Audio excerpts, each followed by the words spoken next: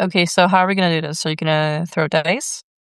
I'm gonna invoke the spirits of the winds to manipulate the pseudo random number generator that is random.org. Okay, great. Wait. So it's 37? Yep. Okay, let's do this. All right. Do you have a an oracular question, or would you like a oracular proclamation? I would like an oracular proclamation. You got it. Your proclamation is Oracle number 12. Ooh. It says, "Do not let go of the faith in your heart. You have God as helper. He will guide you on the path on which you will go. At all events, do not doubt, because nothing is impossible for God." Well, that was lovely. What do you want to do next? We should do one So more. yeah, one more. We'll do one for myself. Okay, All right. Boom, boom, boom. 37. 37. Oh, the All very the last way. one. Yeah, all the way to the end. Okay, this is the day that God has prepared, that peace and joy be in it, because Christ Jesus will give you a good fruit or harvest and a prosperous life. Yay! Yay! Yeah, that's pretty benefic oracles. I like that. Well, I love these. They're not all that positive, but there Yeah. are there are 37 of them, and these are the 37 oracles of none other than the curiously named the Gospel of the Lots of Mary. That's right. That's not the Gospel of Mary. That's not the Gospel of Judas or Thomas or any of the Qumranic, Nag Hammadi library Gospels. The Gospels that didn't quite make it into the Bible. This is a divinatory text called the Gospel of the Lots of Mary, right? Like not even just Mary herself. It's the Lots of Mary. So if you like sortilege, if you like drawing lots, if you like rolling dice, if you like divining with these things, if you love Mary, and I know we have a lot of Mary stands in our Mhm. audience. I know we have a whole contingent of Mary girls that listen to us. This is a text that we'll be exploring in this episode. Totally. One for the pocket pick Uriel enjoyers as well of the four archangels. Um, as divinatory interpreter, one of the goats. I feel like every angel's a goat in both I meanings, fully intended. Yeah, exactly. Their greatestness of all timedness is eternally preserved in the heavenly choirs, in which they are Yeah, consistently themselves preaching the greatestness of all timedness of God. absolutely. Yeah, I love my free will lacking homies. Um, hmm, Fear not. Yeah, yeah. Let's do this. Fear not, yada yada yada. Yeah, it's like that. The angel appears and is like, "You're not even afraid, man." It's like, I don't know, man. I got a lot going on. Mm-mm-mm.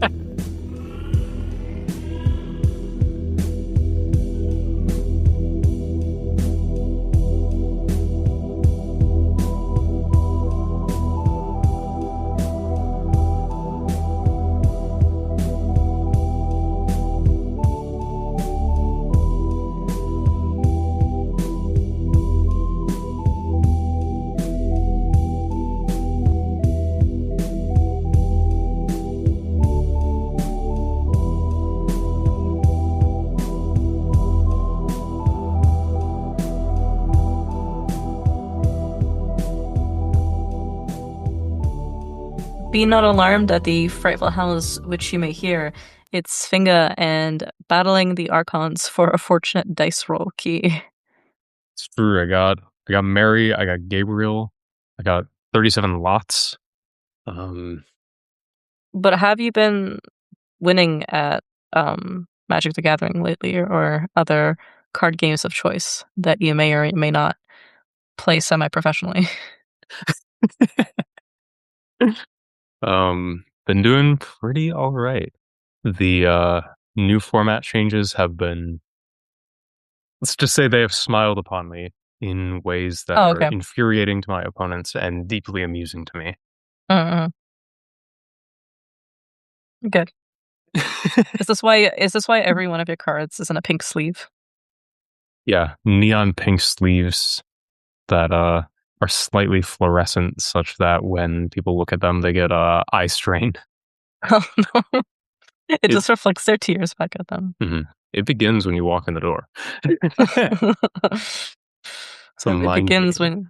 when yeah, exactly. I found my Pokemon cards recently. Like, I thought I lost them Yeah. forever to time, and then my, like, really shiny foil, like, Mew card that was from the sorry, with, like, the VHS box of, like, Pokemon movie, the first one, was in Yeah, like there. the My Mhm. Egyptian hieroglyphic Mew that's like super rainbow shiny. Yeah, I found that one. I found my old, like, damage coins, my, like, Pokemon coin to, like, Oh yeah. determine, like, chances, coin flips for attacks and stuff like that. Because I remember I gave all my Yu-Gi-Oh cards away, but still got the Pokemon ones. Hmm. Oh yeah, that's awesome. Mhm. Been loving the Pokemon TCG too. Yeah, genuinely. If you enjoy rigging games of chance, TCGs, gotcha games where you are praying with that second pentacle of Mercury clasped between your clammy hands, trying to pull the right Genshin Impact character, as I was recently in the most recent patch, and I got her. You may want to join us on patreon.com/the Frightful Howls because we have a Discord where you can hang out with us and revel in your successes and playtest some of your various attempts at boosting your chances.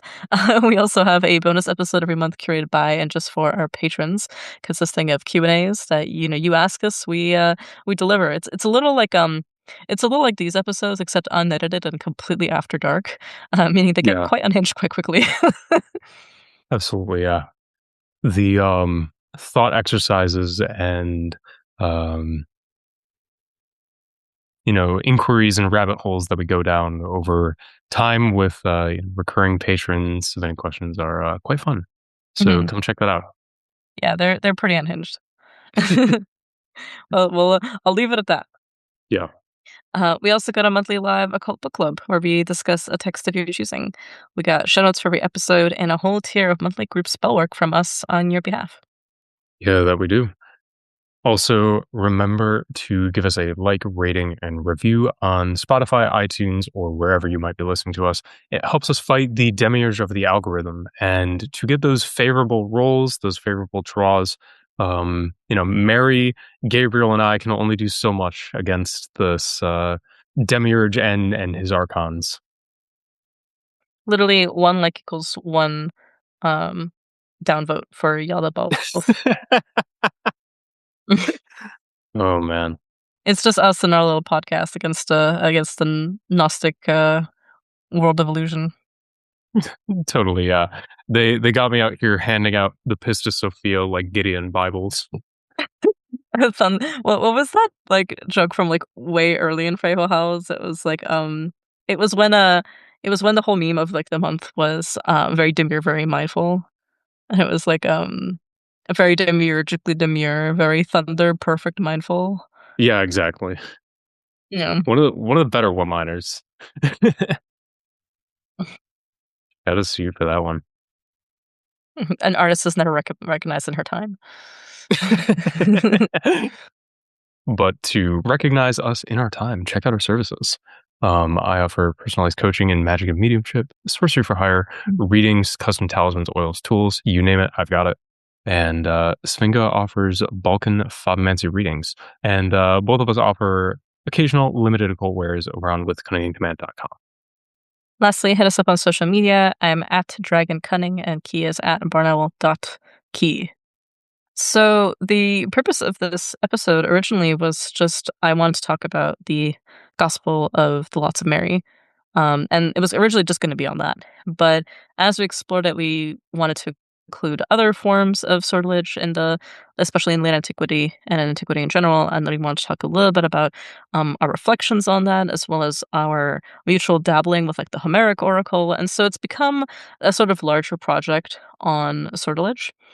And genuinely, this could be several episodes. Each of these texts could be their own episode. Scholarship on sortilege is incredibly diverse and has spanned many many decades of research at this point. So there's a lot we could draw on. I'm gonna try my best to keep it fairly concise, and just also shout out various texts and resources. Or if you want additional reading, if you're interested in going into like the economics of sortilege, like who were the clients, who were the diviners, what did this look like in, let's say, in Egypt versus in Greece versus in North Africa and so on. Like there's a lot out there that you can read on. We're gonna play with some texts and some concepts. Firstly, just to give us some kind of historical grounding, and then we're gonna go look into two primary specific texts that really we want to settle on. One is, of course, the Gospel of the Lots of Mary, because I think that this is one that's not talked about a lot among cultist circles, and given just the love of Mary and the love of the Theotokos that so many of us have, including so many of us like people like who are not really Christian or who don't really play around a lot with Christian magic, but like still have a deep Marian devotion and love. I think this would be a really fun topic to cover. But we're also going to discuss the Homeric Oracle because one, it's in the PGM, so very accessible to all of us, and two, it's a goat. Totally. One of the classics, and Mhm, one that, is great to just pick up and play with right away and experiment, see what happens. totally. And for this research, I'm incredibly indebted to the work of Anne-Marie Ludenik. She is not only the translator of the Gospel of the Lots of Mary, as well as the author of the book that I heavily consulted for this research. It's her book, Forbidden Oracles, with a question mark at the end, the Gospel of the Lots of Mary. And it's not a very long academic text, but it's beautifully written, very intriguing. She has a great style. Like it really keeps you hooked throughout the text Yeah. that analyzes. It's not just a translation and like an actual page by page scan of the actual text. It also provides tons of commentary and historical context and very like rigorous research into everything from why is it called the gospel to why is Mary not referred to as Theotokos in the text, but just as the mother of Christ? And those two things are have a distinction, right? One and so on. We could get into that a little bit later.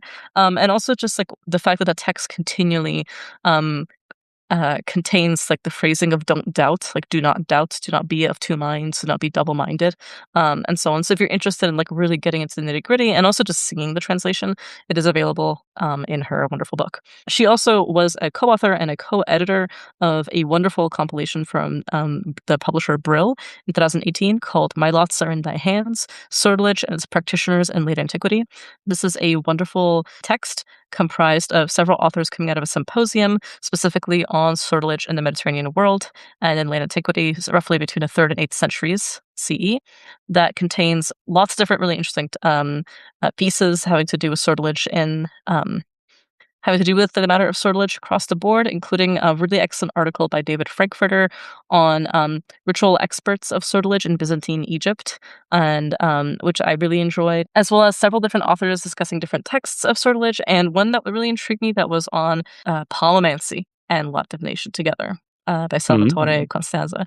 Now, we don't have time to explore this entire book. I highly recommend people check it out if you have university access. The PDF, at least through for me, was downloadable for free.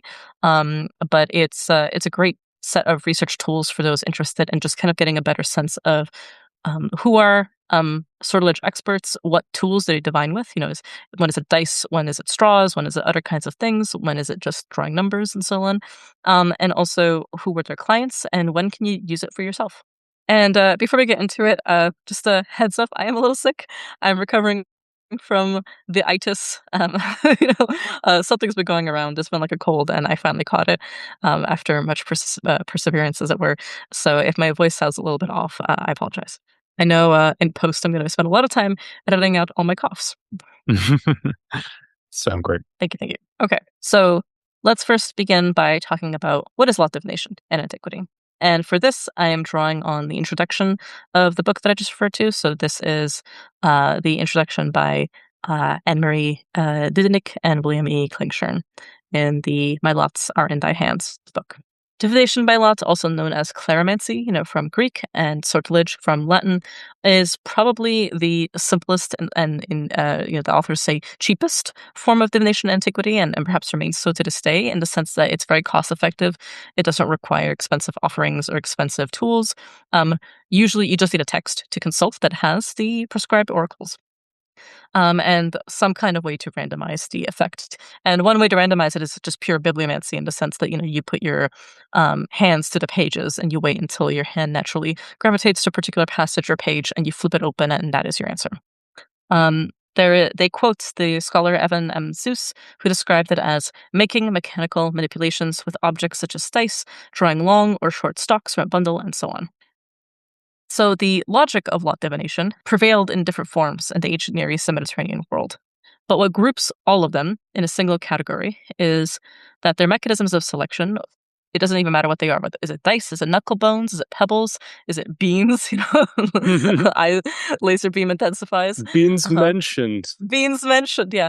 Branches, um, or any other kind of object, they must display or perceive to display, so there must be an understanding or perception that they have a fairly equal likelihood of producing the same, like one result over another, even prior to spirit or divine intervention. So, for example, if we were to use a deck of playing cards as a tool of sortilege, um, the odds of pulling a card are the same whether you're just shuffling them for poker or whether you're shuffling them for divination. What's supposed to tip the randomness in the favor of giving an accurate answer is the intervention of the divine or spirit. Totally. Like the moment of randomness that is brought into not random here is, um, the essence of the divination of saying something else other than gravity is answering the oracle.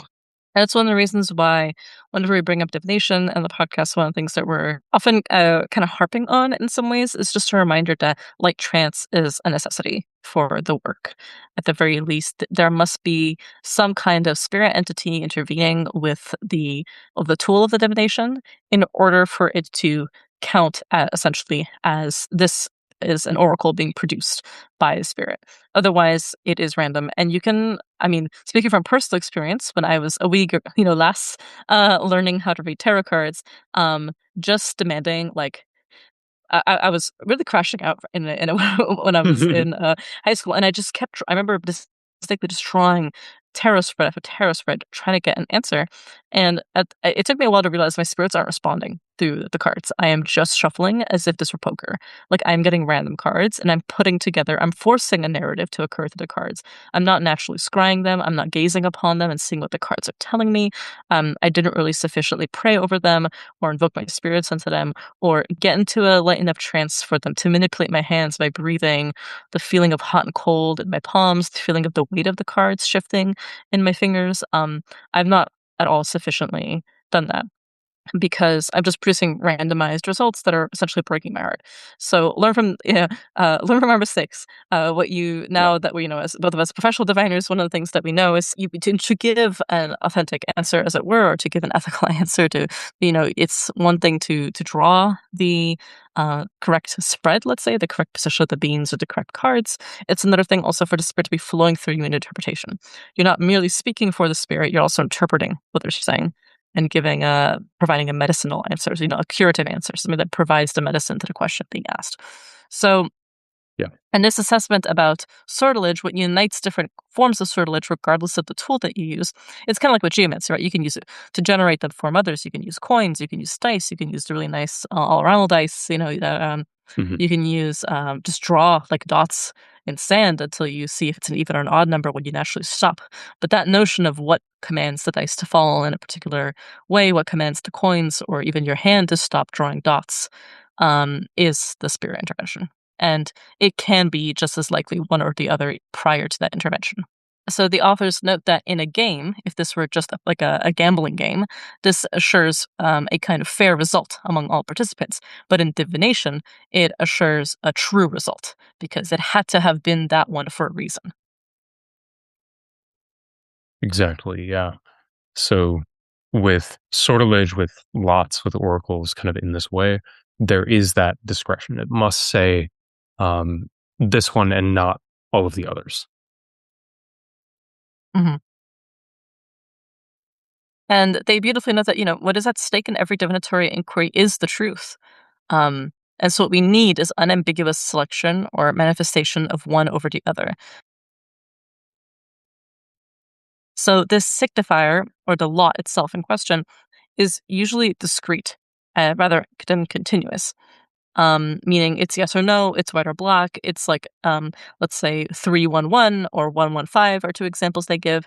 And it's chosen in either one event or multiple events. So it's chosen because you flip through the little book of the Gospel of Lots of Mary and you say, okay, like we did in the beginning episodes, okay, it's number 37. Or it's chosen multiply, right? You roll dice 3 times and you receive that combination of numbers is your total that you then consult with. And it's gathered from a field that within it already contains within its boundedness all the possible answers. Like there is a finite set of answers, because that is what you're consulting. It's like I said with the bibliomancy, the book ends at some point, right? You only have what's between the two covers of the Bible to consult. Totally. Therein a preference for specifically oracular texts, although magicians who have had far too much time or enjoyment on their hands know that you can do this with really anything. But this preference of divinely inspired or divinely ordained things containing possible answers that can address any question thrown at the oracle. Yes, absolutely. So again, we need perceived randomness to ensure freedom and also a definite outcome to ensure truth. And this randomizing notion is not actually about necessarily generating pure randomness the way that it is now in like computers or like you use the random number generator for the Gospel of Lots of Mary. It's not about like getting a truly like randomized answer for like a mathematical or statistical purpose. This in the purposes of what we're talking about, this is about a vehicle that produces a definite outcome against appearances of randomness. Right. And like in that art of opening the oracle, like we as the diviners or ritual specialists or whatever office we are taking up or borrowing the mantle of at that time, we are kind of doing the audacious action of saying, this our role is to make this not random. Our goal is take random discrete event in any other circumstance and say this is now special and then provide the mediumship by which that is actually the case. And this also relates, as the authors note, to how reality itself is perceived, right? It seems like reality is extremely random. There's all these different variations of things that can happen. Nature itself is incredibly diverse. There's so much seeming incongruent probability in this world. And yet, in the view of a theist, it's still in the hands of the gods or God. It's still divinely crafted. There's still some kind of boundedness. It's still one way and not another way for a reason. Or in a purely sort of inspirited animist view, there may not be a teleological purpose to everything, but there is still a spirit guiding every individual embodied being, because the spirit of, let's say, a rose as a flower is also the rose itself. And so there is still a kind of Aristotelian final cause, as in like the purpose of the rose is to live a rose kind of life, to bloom and to have the life cycle of a rose. That is its also its fundamental end goal. Is still a premise of this kind of worldview. And so you can see why the sortilege in this kind of way would have an as above, so below quality of sympathy, and why it could be seen as a very reliable way to gather information because it already is participating in a kind of microcosm of the larger world. Yeah, absolutely. And in that inspirited world held in the hands, guiding or not, of a creator or pantheon of creators and actors who have far more power or agency to shape these sort of global events, then it becomes very quickly apparent that it's not hard to nudge a divinatory outcome out of whatever happens to be walking by, Hmm. all the way up to God and all the gods. Yeah. So, in terms of the practice of sortilege, lot divination was already very old in the ancient Mediterranean and Near Eastern world by the time Cicero wrote his famous De Divinatione in the mid first century BCE. With the increasing growth and acceleration of melding of ideas that facilitated the expansion of the Roman Empire, there were, in addition to like the various different influential and persistent local, regional, and national forms, there was also an imperial form of claromantic practice with networks of shrines, professional lot diviners, and written systems of the operation of sortilege. So this was a very normative thing to consult. You could send, if you were wealthy, you could send your slave to go petition a shrine and receive an answer and give it back to you. You could go consult state priests and like officiated individuals who had the authority invested in them for this kind of divination. And there were also individual people who did this because they owned books of sortilege and they practiced it together as games and so on. So the explosion and the flowering and development of divination, as well as polemics surrounding divination, makes the subject of lot divination especially fruitful for the time period that the authors of this book are considering, which is between the 3rd and 8th century CE. And so you have, not only a lot of disagreements, such as between the schools of thought, those who think this is immoral or illegal or essentially improper or just random, it's not actually helpful, and those who within them who actually agree on its validity but disagree on when it is appropriate to use it or who should be the one using it and so on. So there's a lot of records here. There's a lot of primary source text because we have a lot of the written aspects of this debate. But there's also increasingly higher stakes around these centuries because of the increasing proliferation of Christian thought and the notion of prophecy, the notion of return, the notion of truth-bearing as something that can be divined, truth-bearing data as something that can be divined from the natural world. So in the classical taxonomy of divination, the authors that lot divination was classified in the category of artificial or technical divination because it depended not on a direct revelation, such as prophecy or dream divination, or like a spirit directly communicating something to you, but on the observation and interpretation of signs. So in that way, lot divination is different from other kinds of sortition, and such as those used to assign duties to magistrates or appropriate land or divide offices in the public sphere or divide property and so on. Not just because of the ritual procedure or like religious legitimation. It's not just because, it has a spiritual component to it, but because of its open-ended context and focus on occult knowledge and wide applicability. So you could divide property between a family through haruspicy, from just like divining with entrails of an animal, of like a slain sheep, or through observing the stars through astrology or weather omens. But you typically, but you can also do many things with it, right? Whereas Right. how somebody divides property through law is usually only used in that sphere. The point of sortilege is that it can be used almost anywhere. Totally, yeah. And in combination with these other, categories of more natural, I suppose, divination or direct spirit communication or divine revelation, prophecy, dream, what have you, and then it becomes an especially powerful tool in the hands of the divinely inspired oracle, who is then also able to, adapt these theological or uh, philosophical conceptions that they have of what is actually going on and use that and justify it in any sort of religious framework where providence is playing a part, where the manipulation of spirit or deity on the world of matter and the living is happening, however strong or weak that justification may be. Totally. And then the whole question of who is the diviner comes into play because a lot of the debates, we don't really have time to get into it, but like just to flag, a lot of the debates around this time period are, let's say, if lot divination is permissible in a Christian context, like if it is permissible to divine using the Psalms or to divine using the Bible itself, because it is a sacred and holy text, like who gets to do divination? Who gets to draw the lot? Is it you? Is it a priest? Is it a ritual specialist and so on? Is it certain people which definitely shouldn't be, like a non-Christian? After all, there were, in addition to shrines, and Frankfurter's chapter in this book is really great. It talks a lot about this the existence of lot divination shrines in Egypt. Um, there's also a lot of freelance diviners walking around this time, and one way to become a freelance diviner is to simply possess one of these texts. So we're going to quickly go into the literature of lot divination real quickly, because one thing that both Anne-Marie Ludenik and William Klingshirn do is categorize types of lot texts into some really helpful framings for us to kind of think through these texts moving forward. So the first is Books of Fate. Love it. Books of Fate, yeah, it's great. It's a great term. Books of Fate is essentially a category that consists of texts that have concrete questions, as well as matching short answers that are then grouped in sections. So this could be 10 or 12 answers, such as decads or dodecads, and they're accessed by an algorithm.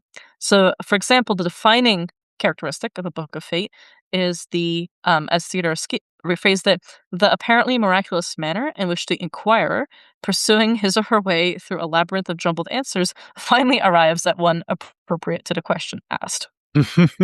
Goes back earlier to that, appearance of randomness and Mhm, having appropriate outcomes. So, it tickles my cryptographic heart knowing that people are using mathematical illusions to generate oracles. yeah, yeah, yeah, totally. But one very prominent example, and again, this text itself could be its own episode, is the Sortes Astrampsychi. The Sortes Astrampsychi is an incredibly popular Greco-Roman fortune-telling guide ascribed to Astrampsychus, who was identified by ancient authors as either a magus who lived in Persia before the conquest of Alexander, or an Egyptian sage serving a Ptolemaic king. It was possibly composed in the late 1st century, and it's frequently attested in the late antique papyri. It's ultimately an anonymous text with a prefacing pseudonymous letter, again under this name of this Egyptian magician Astrapsychus. It has 92 questions, which for the Thelemites, imagine if it was 93. This is what that it just went off, and it would have popped off like if Yeah. quoting you. It would have Um, been the only thing that people used. yeah, but people do. A quick pause. People do use the Book of the Law for sortilege all the time. Yep. And it's even in like rituals of various Islamic organizations. This is like a very popular practice. So it goes to say that again, like ritual books, I mean, even the I Ching itself, an incredibly famous example, as well as forms of oral sortilege, where it's an oral text that is memorized, like in Ifa. So it's just to say that like this is one of the most common and perhaps most financially available forms of divination. But for the Sortes Astrampsychi, it is again it consists of 92 questions. They are numbered 12 to 103, and there's 1,030 answers presented in 103 groups. So that's of 10 decades. There is a table of correspondence that stands in between questions and answers. The answers are then shuffled, so they are in different order in the text, and the text is also interspersed with dummy answers. And then instructions in the preface tell the person who's divining to select the question and then pick a number from a range of 1 to 10. And this is the primary randomizing factor. These numbers are then added. So through the table of correspondences, the diviner can then locate the number of the answer. Fantastic. This tickles my brain already. I like it. This text had a huge tenure. Like when I mentioned it was popular, I mean it was incredibly popular. It had a lot of success. It had a long tenure as a popular text. And you can tell this because of also the amount of changes it underwent in its transmission. So in essentially it was a living text. It could be adapted to new situations.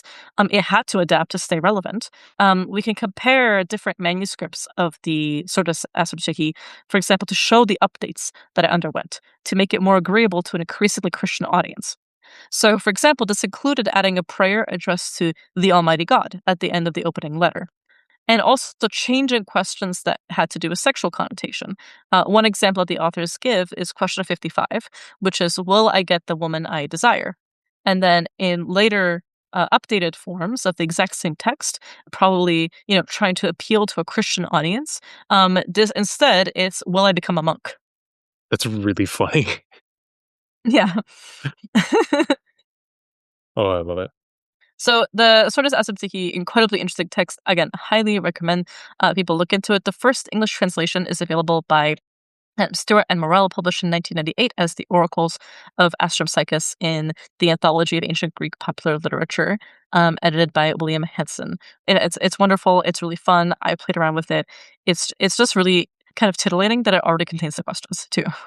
Totally. That randomizing factor of the selection unto itself is really quite fun as you're Hmm. playing with paper machine at that point, Yeah, yeah, yeah, which makes me happy. totally. The second category of a lot text is sortas with general answers.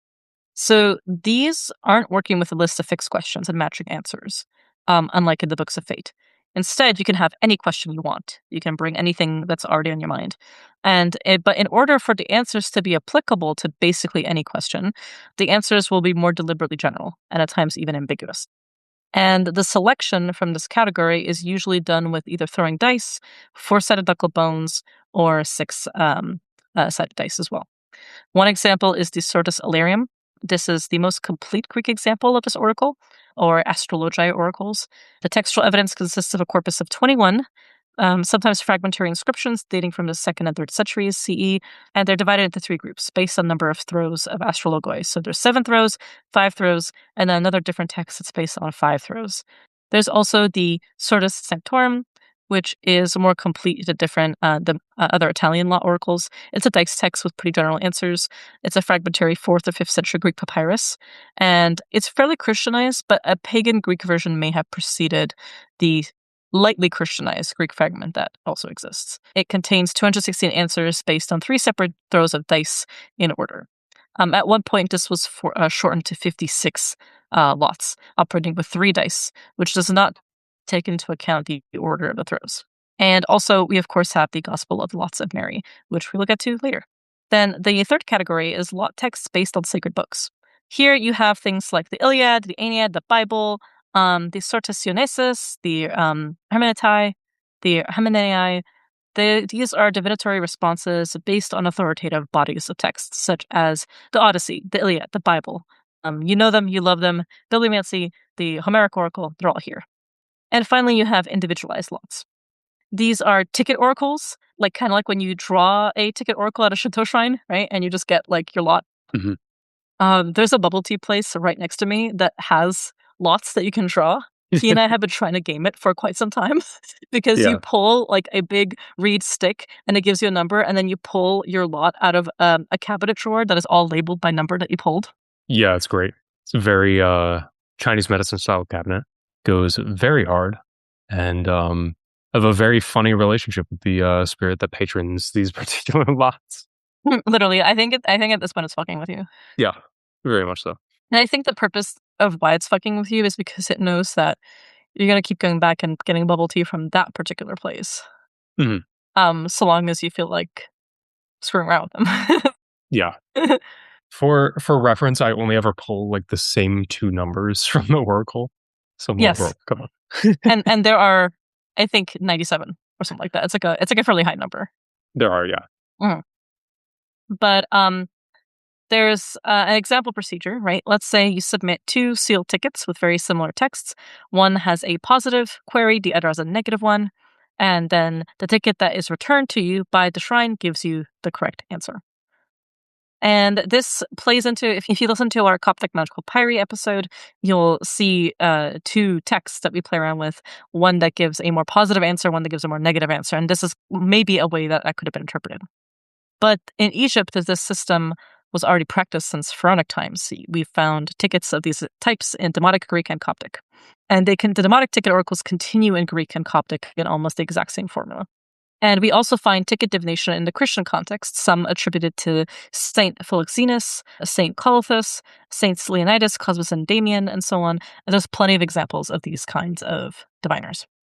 Kind of speaking of these types of diviners, as we were talking about earlier, there are both polemics against divination and, state or otherwise social forms of endorsement of the different diviners, but under a tighter control of who has the authority. And this really boils down to the seeking of truth and the ability to generate a truth that has a divine mandate, which of course always presents a threat of knowledge to authority. So pretty much all forms of divination as a practice are to obtain knowledge. And these are contentious, particularly because the divination is intensely related to power and to authority. This plays out kind of across 2 loci of authority for our purposes, one of which is the written text of the oracle that's being put down. So, for instance, if you do a bibliomancy of the Bible, you are now in some way pulling on the authority of the word of God or the transmission of different saints and gospels and all of this holy authority to give it more sanction as a true response to the question posed. And you're also pulling on the religious authority of experts and clergy and monks and priests, and those who claim to have or thought to have access to supernatural knowledge. So there's kind of this great quote that was included in Forbidden Oracles by Laura Nasrallah, which is arguments about the phenomenon that encompasses divination, prophecy, dreams, visions, and ecstasy are launched in context of struggle and debate. And then she contends that the struggles are especially concerned with what can and cannot be known, and with the authority gained and religious identity constructed from claims to perceive the communication and intervention of the divine in the present day. And this really manifests across the book oracles that we're talking about through the divination of sortilege. And this divination is contested because it's believed or perceived to give access to the divine knowledge and thereby to the authority within the community in which this divination is taking place. And this, of course, beyond just our early Christian context, has been playing out throughout really all of antiquity. And for instance, in the year 199, a government official who was probably the prefect of Egypt himself at the time sent out a document that was to be displayed publicly in towns and villages all over the country. And we're talking like 200 AD. This is not an easy thing to do and would take a lot of time and a lot of effort, which alone is kind of indicating the seriousness of what's going on. And this document that's to be distributed attests that government officials are denigrating divination as deceptive and dangerous precisely because of its claims to knowledge. And goes on to elaborate that these claims are so dangerous that the ones who practice divination are liable to capital punishment. So there's that the one like fear, right, which is that it's dangerous because it's untrue and it's leading people into dark corners and, scam artists and charlatans who are prying the unwise with their money. And then there's the other issue, which is what if it's right? Then it's this democratization of knowledge, this democratization of power. If you could, through divination, find out what fish the emperor's going to eat next day for supper and poison it ahead of time, and then his slaves go out and buy it for him, and then he eats it and dies, then you, as a random commoner who just happened to divine really well, have usurped the emperor himself. So Totally. either way, divination is dangerous, whether it's genuinely accurate or whether it's completely inaccurate. Totally, yeah. And it's interesting too to see the interplay and tension between these two positions always playing out, where it is a uniquely dangerous art because no matter what, it gives power and the perception thereof. Just to bring it back to this like specific edict, because of the phrasing related to the perception thereof, it begins with encountering many who believe themselves to be deceived by the practice of divination. I quickly considered it necessary, in order that no danger should ensure upon their foolishness, clearly herein to enjoin all people to abstain from this hazardous inquisitiveness. Kind of goes. It does, yeah. Hazardous inquisitiveness is a great monograph for like a anti-fascist like journalism Mhm. Yeah, text yeah, if totally. anyone wants to do that. If anyone wants to co-author with Key, yeah. Yeah, In that case, since we've set a little bit of groundwork, and again, there is so much we could talk about. The study of the sortileges in the late antique world is incredibly, incredibly well grounded. Check out some of the sources we mentioned. We're gonna now head into the Homeric Oracle, which is one that I wanted to pick up because one is just immediately accessible. I think a lot of us have played around with the PGM. A lot of us have access to the PDF of the PGM at the very least, or the text itself, the good old Hans Dieter Betz translation that we have. And we find the Homeric Oracle at the very least present there in PGM 7 1 to 148.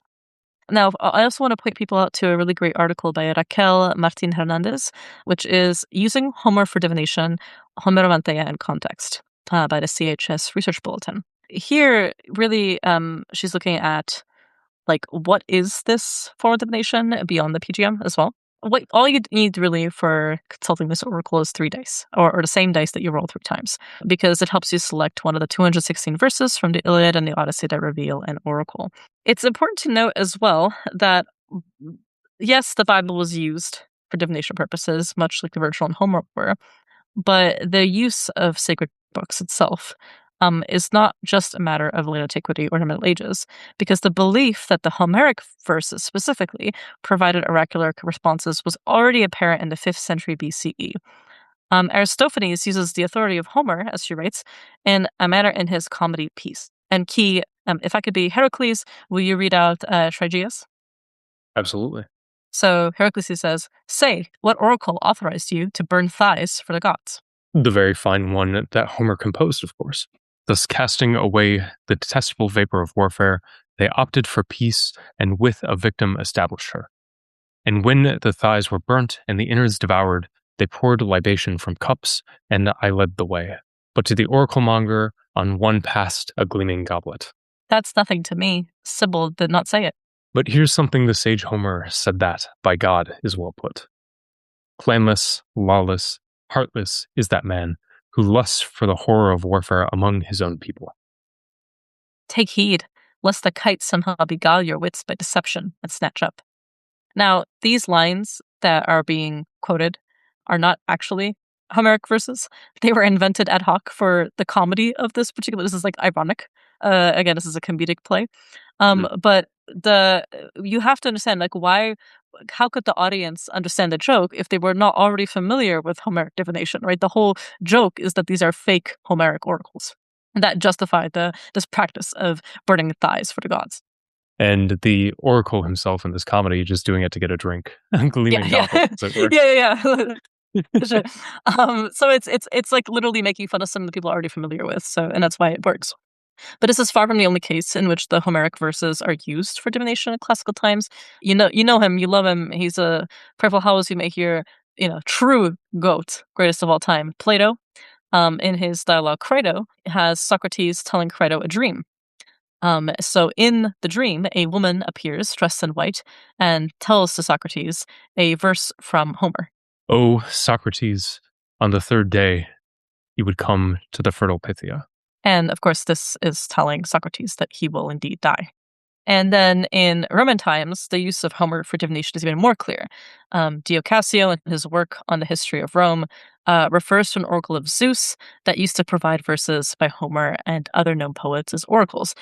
And also, one additional use that Martin Hernandez gives us in this article is the pseudo-Plutarchian work De Vita Homeri, The Life of Homer, right, which ends with a sentence that clearly discusses the use of Homeric works as oracles in contrast to other uses of his poetry, which is as follows. How then could we possibly not attribute every virtue to Homer, when those who have come after him have even found in his poetry all things he did not himself think to include? Some use his poetry for divination, just like the oracles of a god, while others put forth entirely different subjects and ideas and fit the verses to them, transposing them and stringing them together in new ways.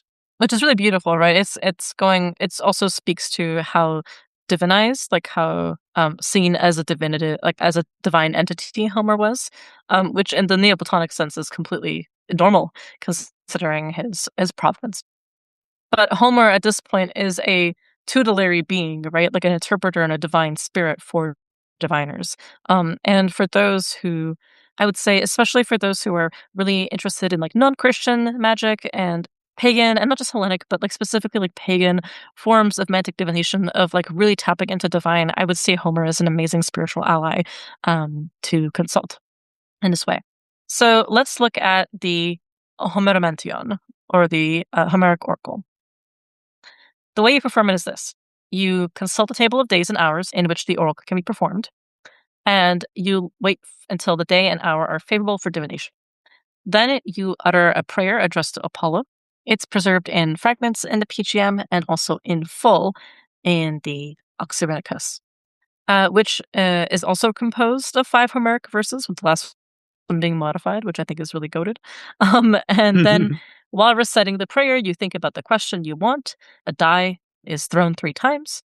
And then this process, as a result, gets you 3 digits. You could also do this one cast using 3 dice. The numbers are then arranged in a series of 6 numbers of 3 digits each, separated by lectional signs. The arrangement of the numbers is already clearly established, starting with 111, and ending with 666, which is preserved in PGM7.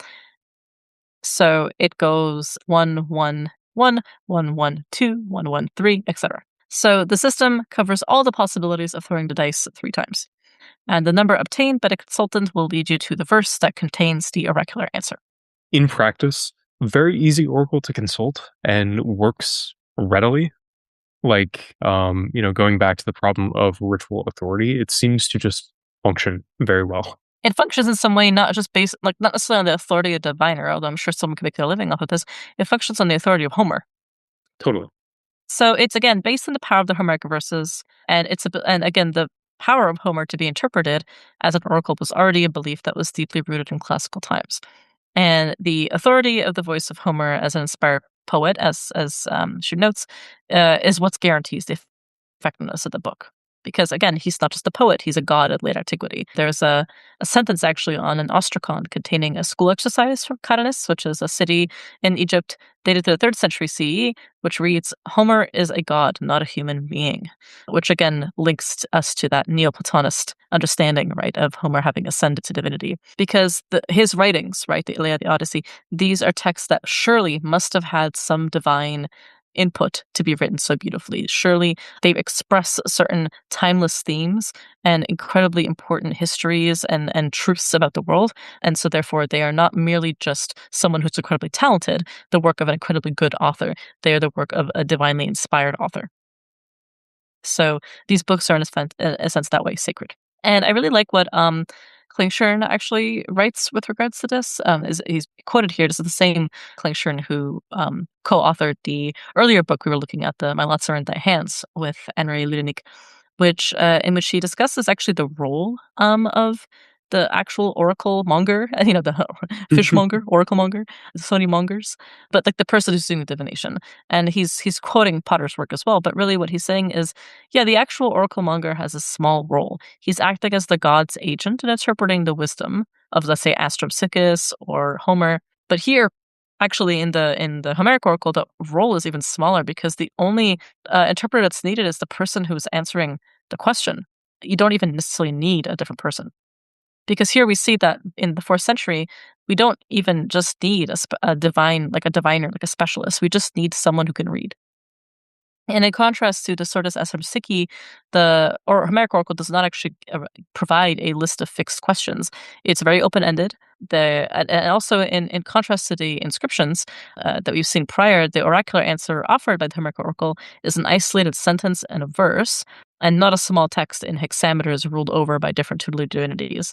So in this case, the only main divinity of the Homeric oracle, which is probably Apollo, with possibly Athena being a secondary one, because her name appears when reading the first letters of the 5 first verses as an acrostic, which I thought was really great. But Apollo is the primary one because he's consulted directly. But then you see Athena's name in the acrostic of the first 5 verses, which I don't know, that also tickles me. Those are. Mm-hmm. So that's the Homeric oracle. You know her, you love her. She's in the PGM. Play around with, and again, a fuller account of it is also available in the Oxyrhynchus. So that's p.oxy 3831 as a manuscript. But it's fantastic. I highly recommend playing with it. Get all sorts of answers. There's also other occultists and Hellenic neo-pagans and reconstructionists who have done a lot of work with this. This is a really famous text among the Hellenic pagan community, really, and just the broader polytheistic community. And again, I would look into what it is to consult Homer as a divine force, as an inspiring divinity. Absolutely, yeah. Now let's talk about the Gospel of the Lots of Mary, which was really why I decided to look into this as a possible episode topic. So again, we're deeply, and I mean almost entirely, indebted to the work of Anne-Marie Ludenik for this translation and for the actual research on this text. It's interesting that she kind of starts her book by explaining how she came across the text, because she received an email while she was in grad school asking if she could take a look at a Coptic book, and she hears Coptic book and thinks this must be a 19th century text. And then it turns out it's a 6th century manuscript, and not just any, but it's like the size of her palm. It's tiny. If you look into it, if you Google right now, Gospel of the Lots of Mary, you will see that it is tiny, tiny, tiny. It can fit in your breast pocket. And that tells me, as soon as I see that, that it's meant to be carried. It's meant to be portable, right? This is not meant to be this giant book, beautifully illuminated manuscript that you only consult when no one looks and when you have the right conditions. This is something you could carry with you on the go, the way you could carry a pendulum or a set of dice, or a small, packet of playing cards. Or also for books, I'm thinking, even like the small manuals such as Long Lost Friend. Absolutely, yeah. And even in its size, portability, and usability in this way, taking on something of a speculative talismanic function too. Hmm. Totally. And so the text is called the Gospel of the Lots of Mary, the mother of the Lord Jesus Christ. And you hear that as a scholar and you're like, "What? Like the gospel? Like the Gospel of Judas, like the Gospel of Mary, the Gospel of Thomas?" Like, and the Gospel of Judas was only recently published when she came across this text. So is this like some new Nag Hammadi codex? Like what's going on? Um and it's actually not a gospel in the sense of a narrative, a plot that contains the sayings of Jesus, a story about Jesus. In fact, Jesus only appears somewhat sporadically. It's actually a series of oracles. And they're not intended, she notes, to be read in progression or even in order. They're read individually through lot divination, right? Through drawing lots, kind of like how we did in the beginning of the episode. Um, the two facing pages of the open book feature one oracle. So it displays only one oracle at a time. Even if you, like, no matter which page you open to it, it only gives you one oracle, which I think is really brilliant, right? Mhm. You Totally. don't get distracted thinking, which one is it? Is it the one on the left page, one on the right page? It's just the one that you flip open to. Yeah, absolutely.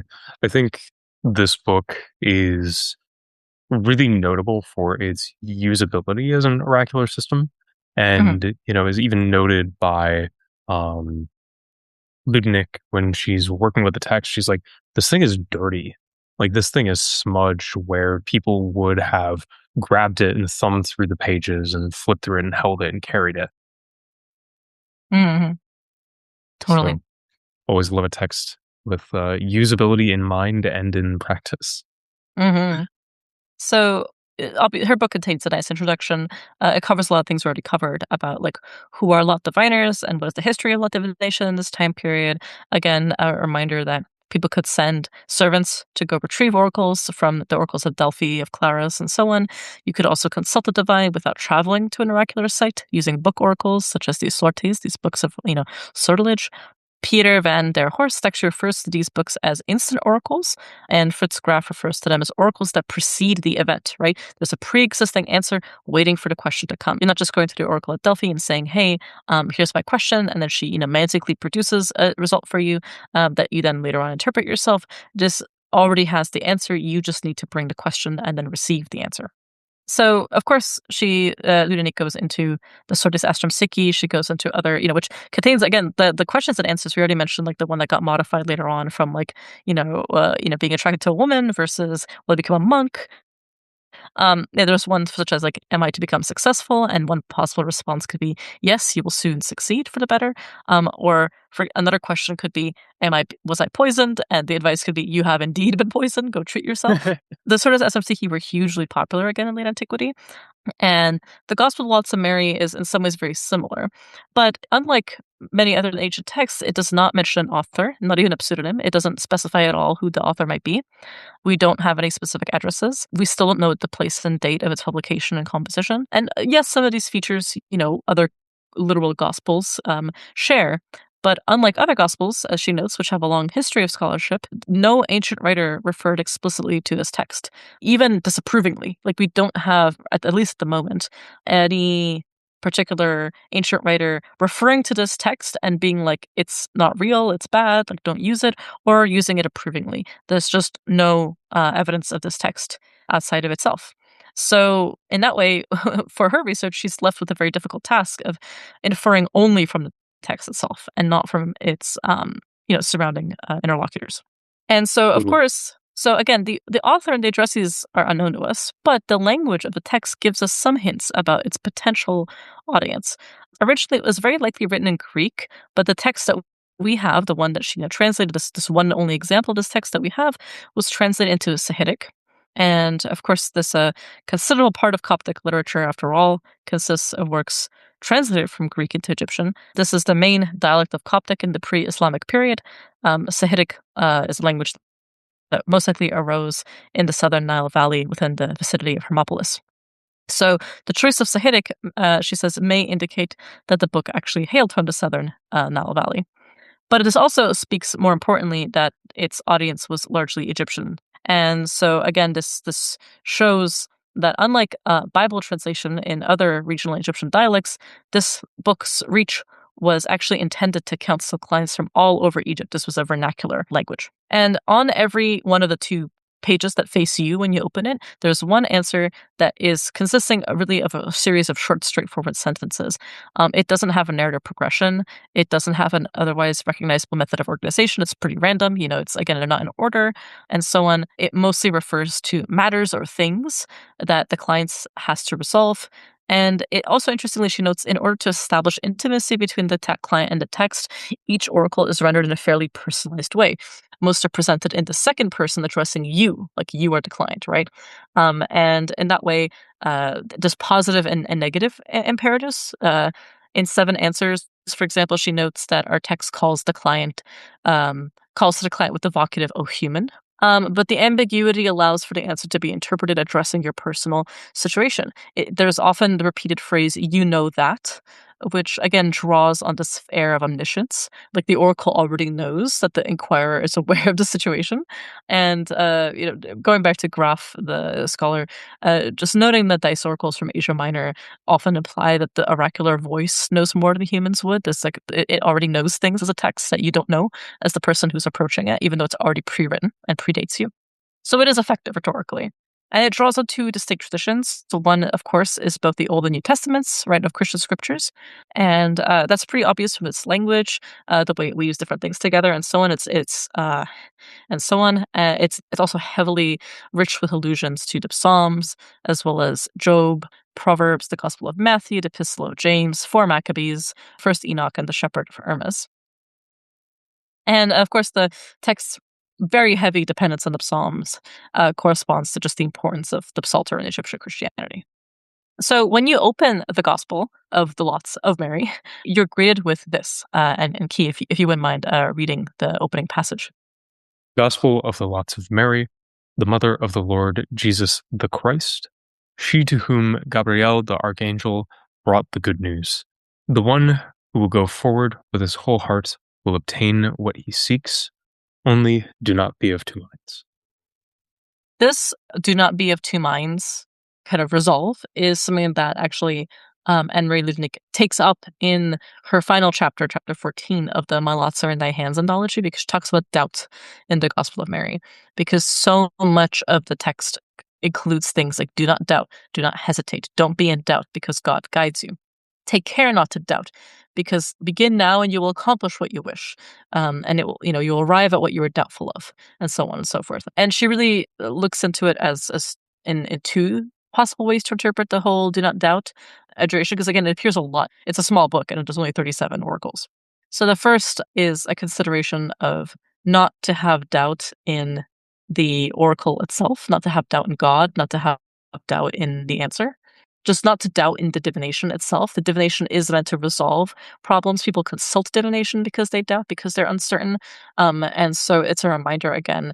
There's a joke that when you're certain about your life, that she says, you do not actually need to consult an oracle. And I thought that was really cheeky, but it's very true. And so again, it's do not doubt the divination, and it's also do not doubt the outcome, because in this case, it's a professional safeguard for the diviner to be like, don't doubt the diviner necessarily, but also a reminder as well that there's a sacredness to this text. And so do not doubt the diviner because they're drawing from a sacred body of work. So when you open the Gospel of the Lots of Mary, you see this. And most likely, Ludwig says, when consulted for advice by a client, the diviner probably displays these opening pages as well as the powerful combination of the word gospel and the name of Mary, and then proceeds to consult. And again, the clause about Gabriel, again, reminds us of Mary's access to the divine and to the divinatory capacity of Gabriel as an archangel, and then authorizes the book's insights and establishes its efficacy. So, of course, there's a question of why is it called the gospel if it's not really about Jesus, and if it doesn't really tell us anything about Jesus' life, and it doesn't really contain his sayings. There's a good analysis of this question here. There's no ultimate answer as to why it's called the gospel, because we don't know. But she does provide some interesting possibilities. Because again, when she first came across the text, she expected it to be a little bit more like the Gospel of Thomas, for example. But in the early days of the Jesus movement, the word gospel and its related verb, which is to preach the good news, is really talking about a concept, not a genre of literature. And you can see that in Paul's letter to the Corinthians. But we also see that, in the writings of Eusebius, for example, the 4th century bishop, the word gospel evokes to ancient readers a very different kind of feeling, right? You can see that, Eusebius reports that tradition that the Apostle Paul mentioned the word gospel in his letters, and he's referring to the gospel according to Luke. And so there's this quote here, and they say that Paul was actually accustomed to quote from Luke's gospel, since when writing of some gospel as his own, he used to say, according to my gospel. So here, Eusebius' anonymous source is taking the gospel as a text and then confusing Paul's gospel as message with a later gospel as text. So people can assume a gospel is a sacred work. But so we have this notion of a text that carries magical religious power, which is maybe why this text is referred to as a gospel, right? We know there's a 6th century Christian amulet written in the form of a cross with a person in the middle that begins as curative gospel according to Matthew. So again, the words are not a literary genre; it's an appeal to the healing power of the gospel and the miraculous efficacy of amulets residing in their texts, right? We talked about that a lot in different textual sources, right? The text is the miracle, like consuming the verse of the Bible or tattooing it or putting it on something, and putting it in an incantation bowl, drawing on something like the Sword of Moses, or any of these other prayers. Like that's what gives it to you. On the other hand, gospel also means good news, right? And one thing to think about when it comes to good news is again, her writing is really excellent. I really enjoy Anne-Marie Lunick's work. And she begins by saying that one of her colleagues wrote to an astrologer of her newspaper, like literally just a local horoscope astrologer, complaining that the horoscopes were negative for far too long. She did not receive a reply. She puts in quotes, which in brackets, which is so funny to me. She's like, by the way, didn't receive a reply.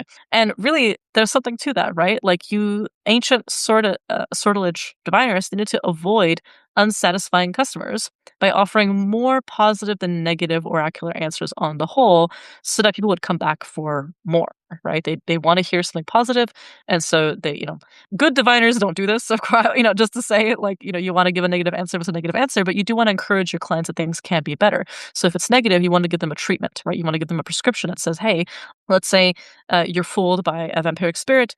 That doesn't mean you don't deserve authentic spirit relationships. Let's help you find it. Let's get this thing off your back and get you in a right relationship with other spirits that have your best interests, or better interests, at least at heart. And so, but this notion of the horoscopes are too negative is something that if the gospel is good news, then maybe the oracle will give you some good news about the future. It will give you a better answer. It will give you an apotropaic power. It's not just be written on an amulet, but to cure your heart, to cure the notion of a difficult time.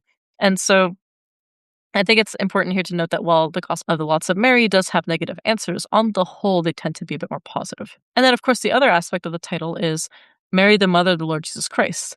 That's not Mary as Theotokos, right? That's Mary of the Mother of the Lord Jesus Christ. And this is interesting because by this time of its possible publication, Mary was already called the Theotokos pretty firmly. And of course, it's important, theologians debated, right? Did Mary give birth to Christ, which makes her Christotokos, or did she give birth to God, Theotokos, because Jesus is equally human and divine?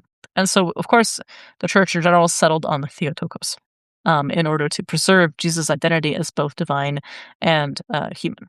But it's interesting that here she's referred to as the mother of the Lord Jesus Christ. She goes into some possibilities for why this is the case, including that it's just a synonym. It's not that deep.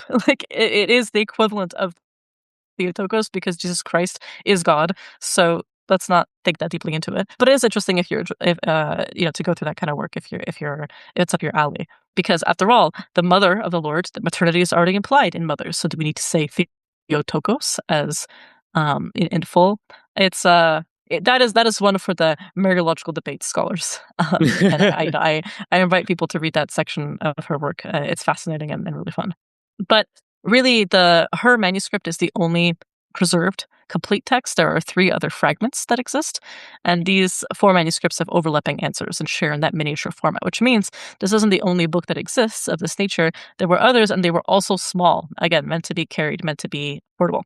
So people copied these books, right? But they did not reproduce them slavishly, as she says. They took liberties to make changes, to add, to adapt, or to omit answers. And this creative transmission, this fluid transition, shows again that these are living texts. So even the version that is preserved just happens to be the one that was preserved. It's not necessarily the authoritative original text, which also speaks to that, like, maybe you could add to it, maybe you could change it. But we really fell in love with this little text. We've been playing around with it for a little bit now. And again, because we know that we have a lot of like Mary appreciators who listen to us, a lot of Mary girlies out there, of which we count ourselves a part of that team. Whether interested in Christianity as a whole or not, I love the beauty and popularity of Mary among polytheists as well, or I should just say among non-Christians as well. This is really a fun work to play around with. I wanted to invite folks potentially to actually write this out yourself. Whether you want to make it on Canva and make it all pretty and then print it off and bind it as a little booklet, whether you want to buy a really small little, almost like Tibetan paper crafts journal and do this, where you produce one oracle on each, again, double-sided open page for 37, and then do little illustrations on the rest of the pages if there's more than that. I feel like a 40-page or a 50-page booklet would be perfect for this, because you could do things at the beginning. You could include prayers on either side if you wanted to. You could do diagrams and like seals. You could do a seder square on each side if you wanted to. You could do Yeah, all kinds of things. But like maybe our like possible suggestion is make this yourself and play around with it and like put it next to a Marian shrine if you have one, or keep it in the way that you might write out the Long Lost Friend, or write out the Tuba Veneris, the little black book of Venus, and see what comes up with it. Maybe use it with your spirits, use it with your ancestors. See if any dead great grandmas and great grandpas take a liking to this.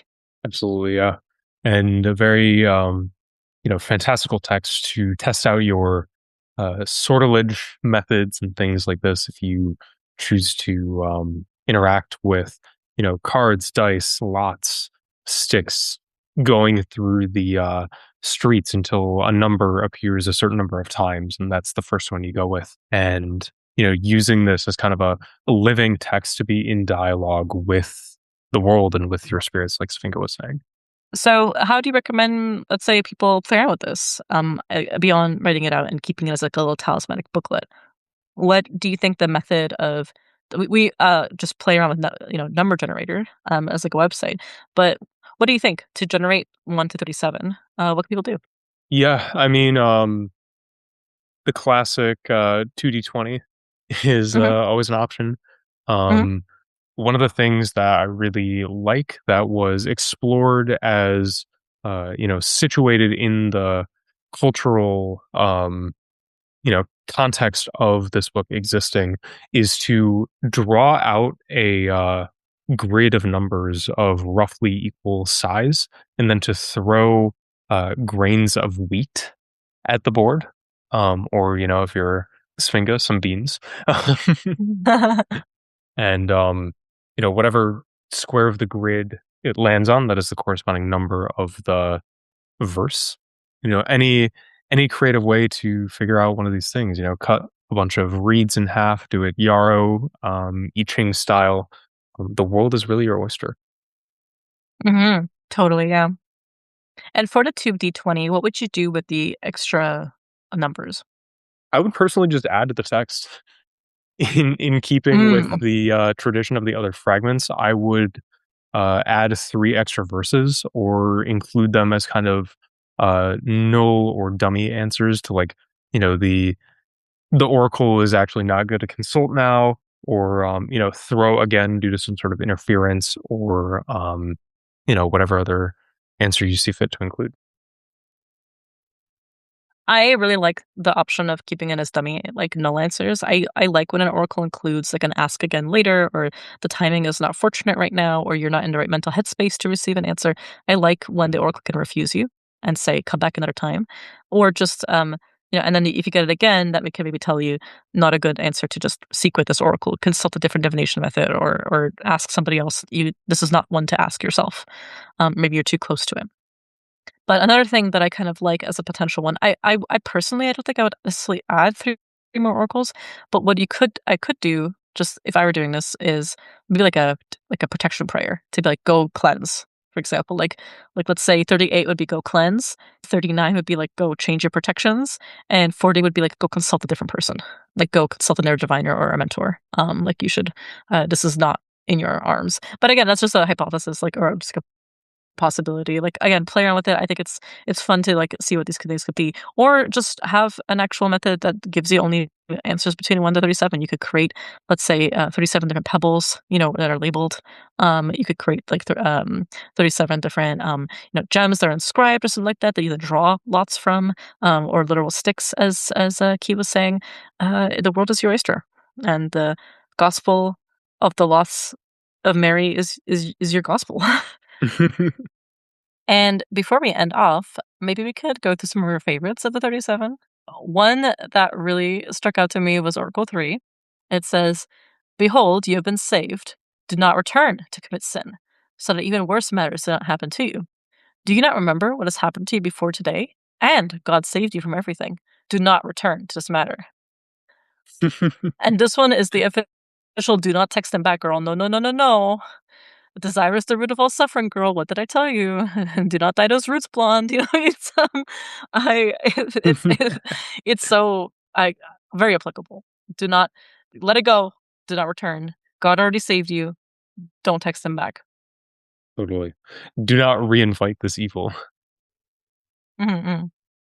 One of my favorites is Oracle 6, which is the Lord God has heard your request, and he will send his angel and he will walk before you. And you will see the confidence in God that will reach you. Only do not become careless, saying this matter will not happen, because yes, it will happen.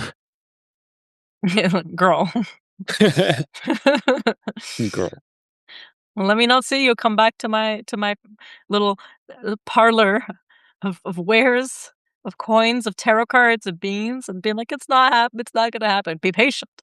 Um, there's actually Oracle 21 is a really like almost like a nicer one of that. Like it's very similar, but it's a little kinder, which is behold, the difficult time has passed for you.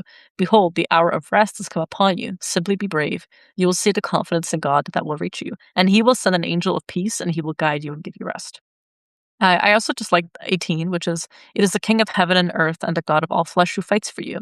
He will make you conquer your enemies, for God has received your request about all the difficulties you've endured. They are concerned for God. I'm like, thanks, I hope so. Yeah, But I feel like totally. that's a great one. That's a great one to receive if you're like, was my petition successful? Did it reach the ear of that angel or that saint? Like, is it in progress of being manifested? And it's like, yes, and be patient. Yeah, 24 is always great. As an example of the make up your mind, which is Mm-hmm. stop being of two minds, O human, whether this thing will happen or not. Yes, it will happen. Be brave and do not be of two minds, because it will Mm-hmm. remain with you a long time and you'll receive joy and happiness. So I think as emblematic of that structure of like this is a really positive oracle, but twice it itself is of two minds and is reminding you not to be of them. Mm-mm. 28 is also really pretty. Be brave in everything because your concern is over nothing. The Lord will help you with his right mind. He will send Michael, his angel, and he will help you. And you will conquer those who fight with you, and he will humble your enemies before you. So one, Michael, classic, coming in for the assist. And two, a lot of these, as you're probably getting the sense, a lot of these are basically telling you, relax and don't worry. God is already taking care of it. One of the best. And then one of my favorites as well, just because I thought it was kind of funny in one of its remarks, is Oracle 30. Which was, no evil will reach you in this matter, nor sorrow nor harm, because the Lord Jesus fights on your behalf. You will find joy and be happy, even in your short lifespan. Trust in God and do not have two minds. Play. I always like the those like asides of the like even in your short lifespan, because it's always one of those things that spirits will just say, and as the diviner you have to be like, wait, what? Yeah, you're like, "I want a raise and I want, like, to own property," and they're like, "Do you wanna own it when you're 75? Because that's gonna be, like, 2 hours away from now," and you're like, "No, it's not." Yeah, Totally. And I guess I'll leave us off with 23, which is a more negative one. "I marvel at you, O humans, since it is not in your power. You will be afflicted. Your hope left you another time. Without the fear of God, you would not be saved from the wrath that has come upon you." spooky. It's over. So It's over. these oracles fluctuating rapidly between we're so back and it's so over, Yeah, literally. which any good oracle should. So true, bestie. Well, thank you. I hope you guys enjoyed this. I hope you enjoyed, if you didn't know about the Gospel of Lots of Mary, I hope this was fun. Go make it yourself and, have fun and commit a archonic crime. Yeah, a Christological heresy that this grimoire and oracular text warns you against. But, we're not good at learning from past mistakes, so it is what it is. Totally. Yeah. Yeah, thank you so much. Yeah, thank you Uh, for leading up the research on this episode and really deep diving this book. It's very cool and excited to play around even more with it. I'm glad, I'm glad. Well, in that way, my Akashic record is 8 by Promise, who we saw live recently, and they killed it. Fantastic DJs. Really, if you like how to describe it? If you like horny Belgian German queer hyper pop, kind of electro pop, almost like hard dance kind of fusion, Mhm. you Online, love them. horny, danceable. Very, yeah, yeah, yeah. Exactly, exactly. You like this, and I chose it because, well, I mean, if you listen to it, the lyrics are basically a sortilege. Yeah, Um, yeah, exercise. It's basically what happens when a spirit is telling you how much cooler they are than you, and you can see which one you are depending on what totally. you draw. Yep, we'll leave it at that. Yeah. And my Akashic record for today is perhaps on the opposite side of the musical spectrum, which is 7 by Rainbow Kitten Surprise. That's Both, wonderful. yeah, both in reference to the album 7 Plus Mary that it comes from, Mhm. and the Oracle number 7 itself being a very positive place to end off, which is, O human, that you did your utmost again. Facts, Facts. facts. She know I'd be trying. She did the most. She did the most she could with what she had at the time You know, in that little manger. yeah, carpenter husband and 3 wise men in the same place. 3 wise men, yeah, they had a whole, divine epidural. It was a lot. She did what she could. Totally. Uh, and our license to depart is actually right from PGM 6, 1 to 47. This is, or rather, we're doing a section of it, but this is a little one to Apollo for prophecy. Laurel, Apollo's holy plant of presage, which Phoebus tasted once, and with the fresh cut branches wreathed his holy head, adorned with tresses long and golden. In his hands he shook his scepter on the peaks of Mount Parnassus, lofty and with many veils, and gave to all the gods responses, and to mortals prophesied. For those in throes of grievous love, it was Apollo who himself gave you a nymph, dread virgin, power to utter presages. Come quickly hither to me, beseeching you in holy measures, and in my hands holding a laurel leaf. Send me divine responses and a holy prophetic sign. In lucid words, O priestess, reveal all things, both when this will occur and how it will be done. Give me a presage, so that with it I may perform a test on anything. Subduer, hither come. Lo you, mankind subduer, mankind's force. Come, blessed Pion, most supreme, help me. Come hither to me, golden tressed. Eo, e'en thou, Pion, the very lord of song, come thou to me. O Phoebos, many named, O Phoebos, sing out clear with presages. Phoebos Apollo, Leto's son, far worker, hither, come hither, hither come. Respond with prophecies, give presage in night's hour.